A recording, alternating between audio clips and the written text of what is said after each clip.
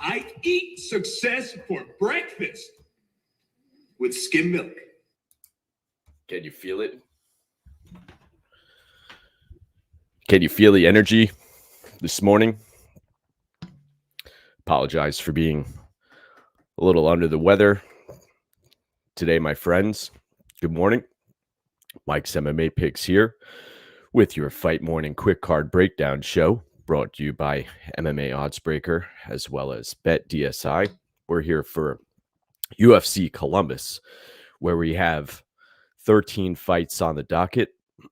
7 of these fights are expected to go to a decision. So we're looking at possibly seeing a number of scorecards in action here. Let's kick things off with the first fight of the evening, where we have Luis Saldana taking on Bruno-Souza. Bruno-Souza coming in as a minus 110 fighter.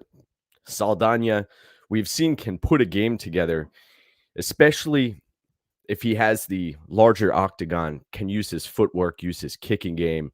Problem against Austin Lingo was he ran out of gas in that spot, and I'm concerned that his energy regulation issues may come back to haunt him here against a Souza who has a tendency to pull off decision victories. Tough as nails, this kid. Fought a legitimate fighter on the Contender Series, and tricky fight, first fight of the night here, where we have Saldana. Has he fixed his gas tank issues? Came out on fire, dialed in for the first about round and a half, and then just fell off of a cliff. And I suspect that may happen here again. I'm going to be picking Bruno-Souza to get the victory. Next up, where we have flyweights, one of my favorite weight classes on the roster. We've got David Dvorak coming in as a minus 130 favorite, taking on Maia-Fiorot. Maia-Fiorot has fought the much stiffer competition.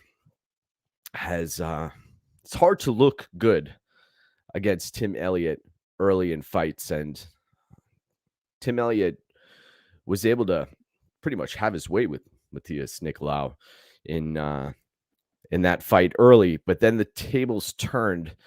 And you also watched the Manel Cap fight. That was another situation where Maia-Fiorot looked.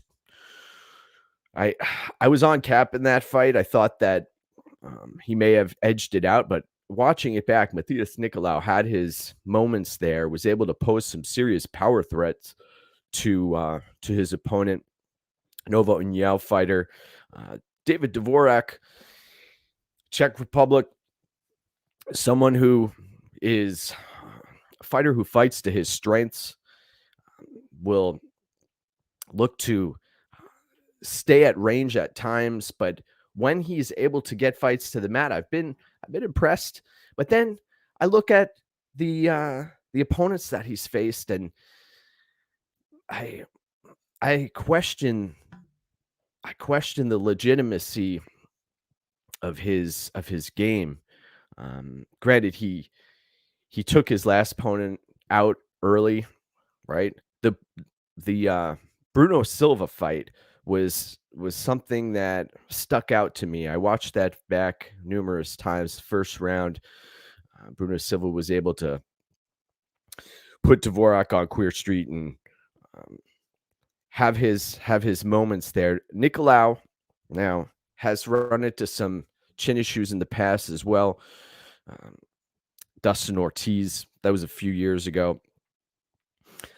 I'll cut to the chase here. I think this dog is live, Nicolau.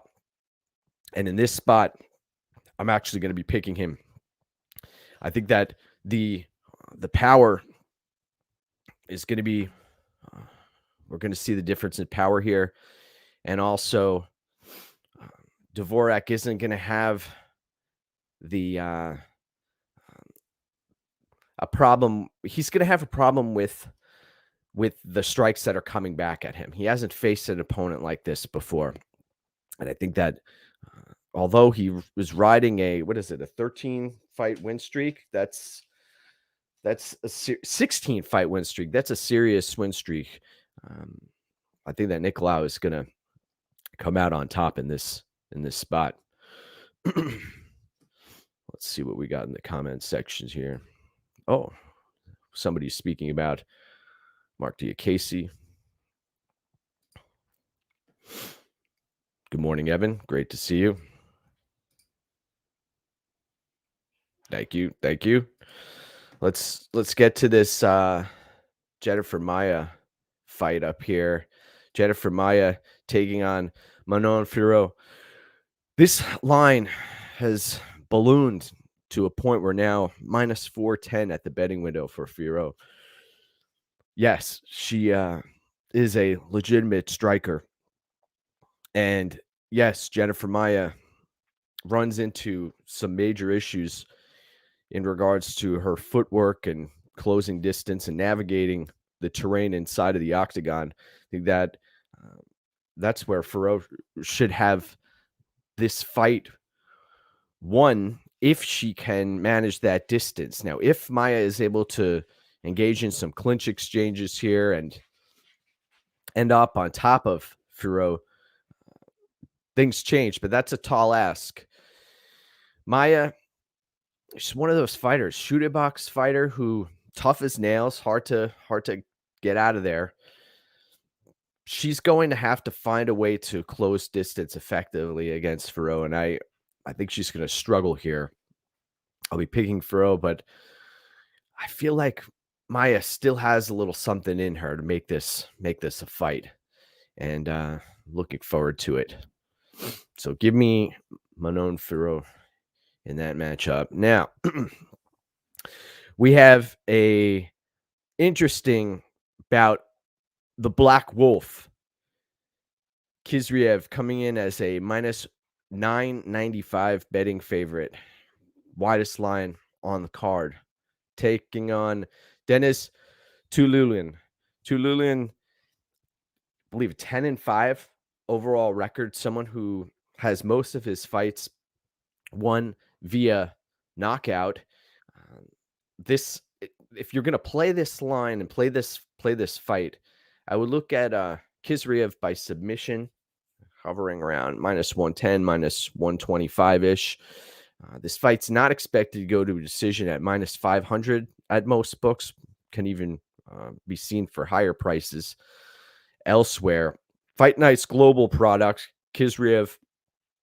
I like what I saw against Rousimar Palhares, who we know, leg lock specialist, heel hook protege, who, by the way, if you have some free time during your weekend, take a look at the Alan Belcher fight against Rousimar Palhares, one of my favorite Joe Rogan moments, the commentary in that bout. Khizriev should roll here. It's just a matter of how does he get this done. I don't like the minus 400 inside the distance line on him. That's a little wild. 5 wins via... Is it 5 wins via TKO, 4 submissions, or the other way around? Khizriev, I see him grounding Tiuliulin and locking up a submission here. And for minus 125, I like the price. Next up, where we have Chris Gutierrez, Factory X, in the house. Brandon Royval, a bunch of other fighters who have known that they're capable of sticking to a winning game plan. Gutierrez, more wide variety of strikes here against Dana Batgerel. Batgerel minus 135. Chris Gutierrez plus 105. Gutierrez could have been had as a larger underdog earlier in the week. This line has since closed. Originally, I thought Gutierrez was worthy of a play and still may potentially be. The value has sailed to some degree. Batgerel is one tough cookie. He is a fighter who will throw with intent to hurt his opponents. And if Gutierrez isn't able to find success landing the leg kick without, if he's receiving an instant counter to his face, that could cause Gutierrez some significant problems. I am going to see and expect to see the wheels of Gutierrez on display here. The wheels of Gutierrez may be on display. Is he going to be able to chop Batgerel down throughout the course of this fight? I think that the game plan is there for Gutierrez. It's just a matter of what is going to be coming back at him. And Batgerel is a strong dude who can take opponents out of there. He's got some heavy hands. And I am going to be picking Chris Gutierrez in this spot. And congrats to those who were able to lock him in at a significant underdog price. Let's continue to work our way through this card, my friends. We have Sarah McMann, now 41 years of age, taking on Karol Rosa. Karol Rosa, minus 205, betting favorite. Sarah McMann, plus 165 underdog. This is a tale of two fights. I think that if Rosa is able to get out of the first round here, she should roll in the larger octagon. Problem is, though, this is something that I think some folks run into issues when they're trying to conceptualize the differences and between the octagons, and it's sometimes more difficult to get back to your feet when you're flat on your back in the middle of the octagon versus if you're in the smaller octagon and you're able to work your way to the cage, and you can use the cage as as some leverage to get back to your feet. If you are in the open center of the octagon, you don't have that extra advantage. So Karol Rosa, I think that she's going to get taken down here early, and she may end up having to ride out the entirety of the round on her back. Her get-up game is suspect at this stage. 27 years of age. Sarah McMann, she's fights out of a great camp, and we've seen, I mean, even against Pena, she was able to show that she can land takedowns. So I think that she's going to land a takedown or two here. But then I think that we're going to see the tide turn and Karol Rosa come out in the second and third round and start to really change things up and pour it on McMann, who is going to run out of gas. McMann's run into issues in the past when facing adversity via strikes. And if you go back to the Alexis Davis fight back in 2016, you'll hear Sarah McMann say in her corner, "I can't feel half the side of my face. I'm going to take her down." And she's a fighter who fights to her strengths. I'll give her that. But then she hits a wall. There have been Caitlin Vieira was another spot where she runs out of gas and will tap out. So I think that it wouldn't shock me to see McMann tap out to strikes here on the feet or get dropped and tap out. But I'll be picking Karol Rosa in that spot. Let's see what we got here. Oh, Gutierrez by decision, Biker Boy says. Okay. I drank one too many beers and it took it at plus 200. Pray for me. Okay. Good luck. Good luck, sir. Yeah, I think she may impress tonight. Next up, where we have Magny-Griffin coming in as a plus 200 underdog, taking on Neil Magny, who's coming in as a minus 250 betting favorite. Neil Magny, very well-rounded fighter. This is a fighter who will fight hard for your money. I go back to the loss to Lorenz Larkin. My goodness gracious, the punishment he took via leg kicks in that spot. That was one loss that you saw what he's made of. I mean, Granted, his durability gave out, but this is a fighter who will throw. He'll put himself out there. Let's say that. And then you watch the fight against Ponzinibbio, where he's getting brutalized, and he will not quit. That was a fight where I thought Magny's corner could potentially throw in the towel, but they did not. Magny rose like a phoenix from the ashes and came back and is now, he takes on all comers. I'm glad the Chimaev fight didn't come to fruition. We've seen against RDA, he's run into some issues in the past. Max-Griffin, tough fighter. He's come on late in his career now, 36 years of age. He has a lot of tools. These fighters are similar to a certain degree in that they're well-rounded, though Neil Magny, in my eyes, has the better gas tank here. He might not have as much power as Max-Griffin. I also see Neil Magny being the more proficient grappler, better gas tank, more volume, longer reach. If Griffin's able to land something heavy on Magny, that could potentially change the complexion of this fight. But I believe that Neil Magny is a worthy favorite, and cheers to those who were able to get in on Neil Magny sub minus 200. This line has continued to balloon out to minus 250. Max-Griffin, it's interesting. I think in some respects, the jury's still out on him because you look at the last few fights that he's had and he's faced subpar competition. I think that's a theme throughout the course of this card, is that you're witnessing some fighters who have had success against marginal competition, and how much stock do you put into that? Neil Magny, we know he's battle tested. The guy's been in there against Kelvin Gastelum and many others. RDA, granted he lost that fight, but he's competitive. The Chiesa fight, that fight was another fight where he got dominated. But the Jeff Neal win told us something, and I'll be picking Neil Magny in this spot. Now, Tom's asking me to address the Fiorot leg injury rumors.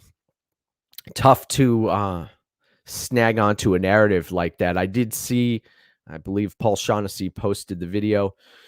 What I see there is a peculiar gait. Some humans, when they ambulate, they run into they have some hiccups in their stride. And that's what I saw yesterday. I didn't put too much stock into that. Next up, Mark Diakiese. Khizriev-Tiuliulin.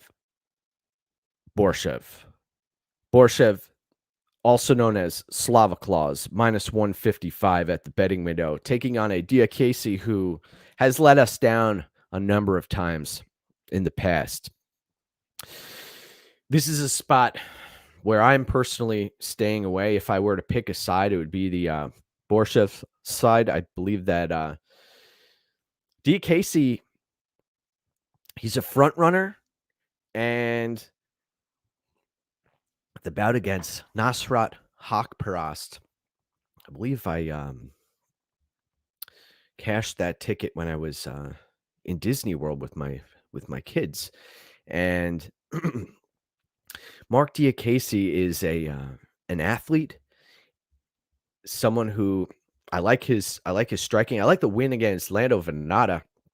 He showed us some new wrinkles to his game.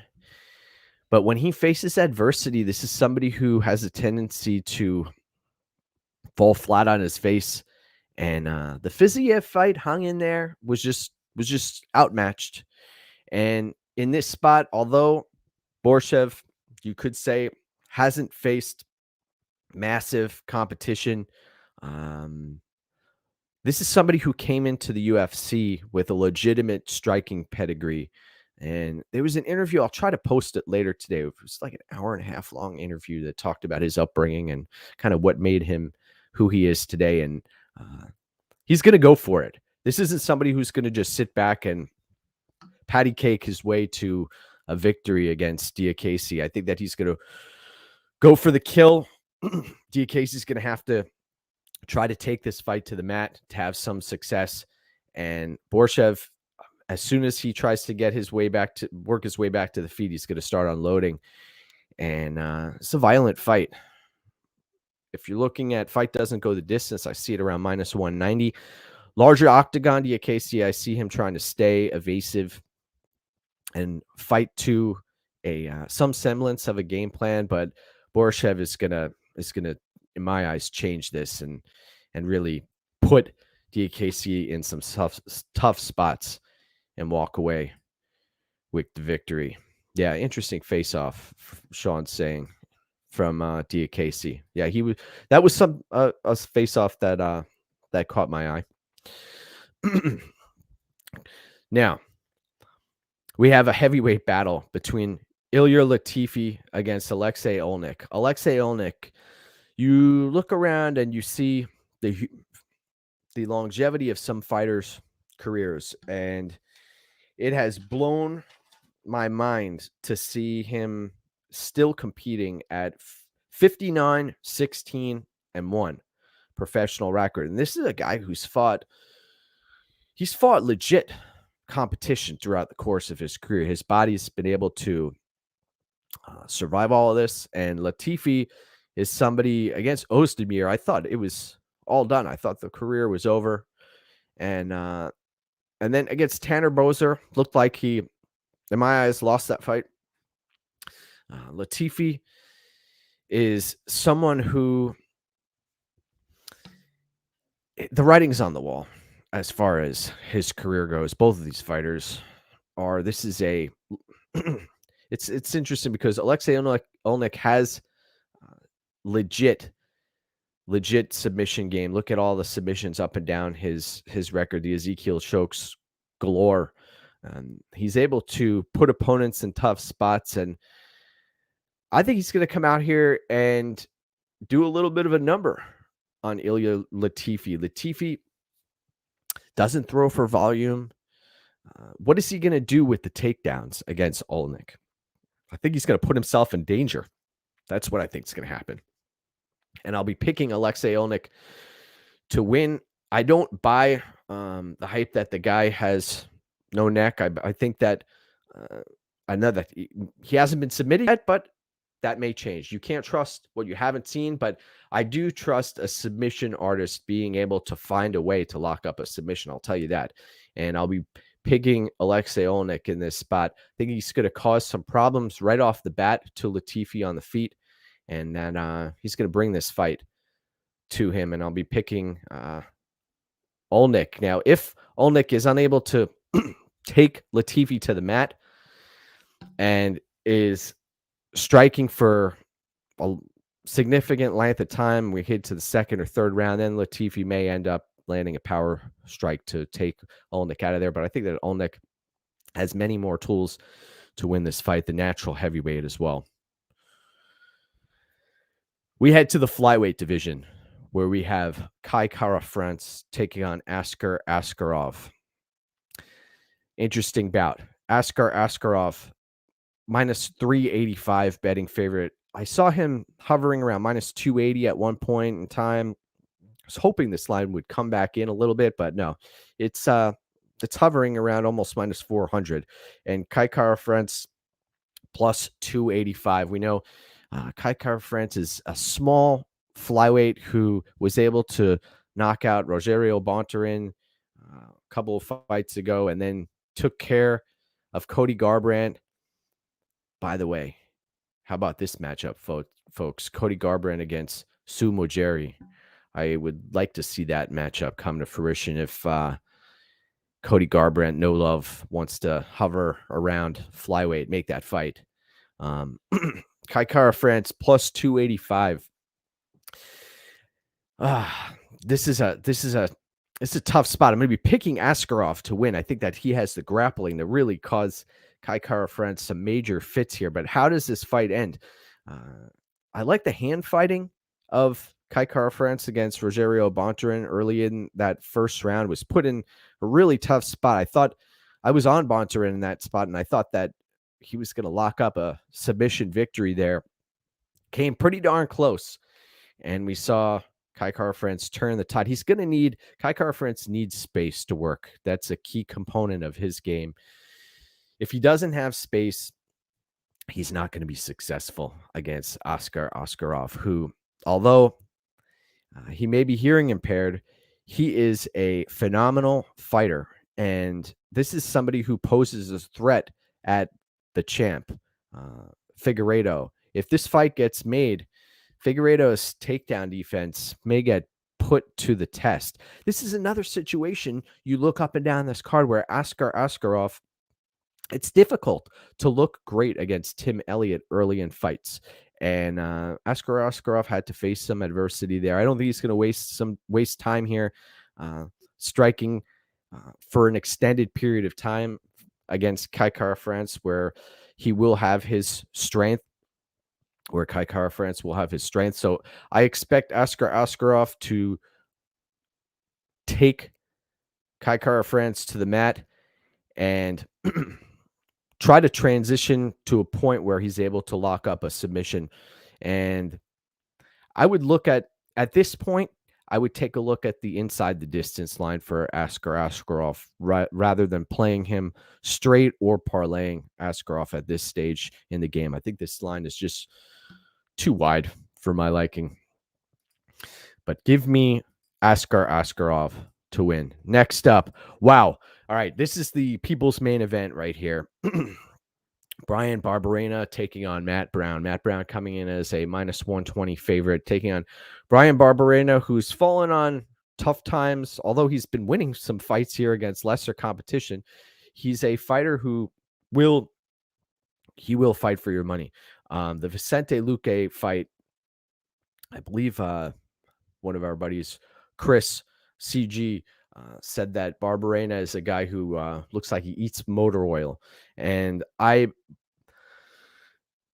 like Barberena's gas tank. I like Barberena's his relentless pursuit of victory. Matt Brown, he's going to need a knockout in this spot, I believe. And granted, he's got very, very heavy hands. Looked in great shape on the scales, Matt Brown. This fight is in Matt Brown's hometown. A concern of mine, I've noticed over the past 4 or 5 years, Matt Brown has difficulty navigating around the octagon. Look at the way he moves. He's incredibly stiff. And when he starts to run out of gas, he can't move very well. He can't stay evasive. And I think that is going to be the straw that breaks the camel's back in this specific fight. I think that Barberena's pressure and Barberena's gas tank is going to end up breaking Matt Brown late in this fight. And if you're asking me about making a play on this fight, I like the fight doesn't go the distance. I like that line. I also have been staring at the Barberena inside the distance, was hovering around plus 275, plus 300-ish. I like that spot. I think that that Brown-Barberena should be a favorite here. And he has some suspect durability. He's had some close calls, near-death experiences. The Jason Witt situation, getting caught by Jason Witt a few times is a major concern. If you get caught by Matt Brown in the same style, you're probably going out. So there's a high likelihood that somebody may be rendered unconscious in this bout, but I think that Barberena is the side here, and I'll be picking Brown-Barberena to win. All right, let's see. We've got a few comments here. Grateful Dude is saying he likes Alexei Oleinik early. Yeah, that is a legitimate possibility here. So take a look at the round 1 prop for Oleinik possibility. How old's Matt Brown? He's 41 years old. So he just doesn't move well. He does not move well. Not being able to KO Witt is also a red flag. Yeah, he had his moments in that spot, but Witt actually came in with some semblance of a gas tank in that bout. Interesting. All right, let's get back to. Can you believe this is the co-main event of the evening? Joanne Wood against Alexa Grasso. I would have thought they would have another fight in this spot. Joanne Wood coming in as a plus 195 underdog, taking on Alexa Grasso minus 240. By the way, I hope everyone enjoyed watching the tape of Alexa Grasso taking on Maycee Barber. Maycee Barber, interesting fighter. Did you see the amount of feints that Maycee Barber offered Alexa Grasso during the first round of their bout? She was hitting air and staying at a range where it was impossible for her to succeed. And Joanne Wood is going to look to, although it's interesting, I listened to the fighter interviews leading up to this bout, and Joanne Wood said that she's prepared to box more than she has. Joanne Wood coming off of, I think she lost 3 of her last 4 fights. Taila Santos folded her up 2 separate times and then choked her out. This was just a few months ago. Wood, 36 years of age. She's someone who will fight hard, but she typically ends up on the short end of the stick or in controversial split decisions. Interesting bout here against Alexa Grasso, who's the much younger fighter who really seems to have turned the corner after taking on Karolina Kowalkiewicz and has turned it up as far as her volume goes, her striking accuracy goes, and she just seems like she has more fight in her. Alexa Grasso is the deserved favorite in this bout. This line has gotten up to minus 250, minus 260 plus at some books. I like Alexa Grasso here, and I'll be picking her to win. I have questions about Joanne Wood. I think that if she does implement a kicking game, this fight could be much closer than expected. The other thing is Alexa Grasso is a fighter who used to fight at 115 pounds and now has come up to 125 pounds. And Joanne Wood specifically mentioned that in her interview, that she's looking to fight a fighter who's coming up rather than somebody who's coming down. So I'll be picking Alexa Grasso. I think that her volume is going to be the difference here, and also her striking accuracy. Wood may be more active if you consider all of the limbs, if she's throwing kicks and strikes, but I see Grasso landing the much more head strikes in this bout, and I think that the judges are gonna like that. So give me Grasso. Main event of the evening, where we have Chris Daukaus taking on Curtis Blaydes. Curtis Blaydes now minus 430 at the betting window. This is somebody who, oh man, you go back to the fight against Derek Lewis, and after he was KO'd, you hear the moaning, and it was a little disturbing when he was knocked out unconscious in that spot, and came back and won a bout against Jair Rosenstruck. Chris Daukaus is another fighter who was knocked unconscious by Derek Lewis, and he's coming in as a plus 320 betting underdog here. I don't think this fight's going to go the distance. I think that Chris Daukaus's unblemished 100% takedown defense rate will get obliterated, and it's just a matter of, can Curtis Blaydes land the elbows inside of Chris Daukaus's guard in a similar fashion to what he did to Alistair Overeem, splitting him open and putting him out. I think that that's the most likely outcome in this spot. I would say Curtis Blaydes by TKO. But Chris Daukaus has very fast hands. And in the larger octagon, there are no certainties in this game. So if Chris Daukaus is able to get this done, I see him landing something that wobbles Curtis Blaydes, and then we'll dive in pursuit of finishing the fight. But I'll be picking Curtis Blaydes here. I think that he is the legitimate favorite with a massive wrestling advantage, despite Chris Daukaus having that unblemished 100% takedown defense rate. Now, I would love for everybody to go out and like the video and subscribe to the channel. We are third-party tracked for years. Just hit 100 units of profit and am grateful to be part of the team over at MMAOddsbreaker, and also just grateful to be able to share some of the reads that I obtained throughout the course of putting in the tape study for every single card on fight morning. So go get what's yours, my friends. I have gone down the entirety of the card here and want to wish you a tremendous fight day. Fights start at 4 o'clock. Go get what's yours, my friends. Let's do this.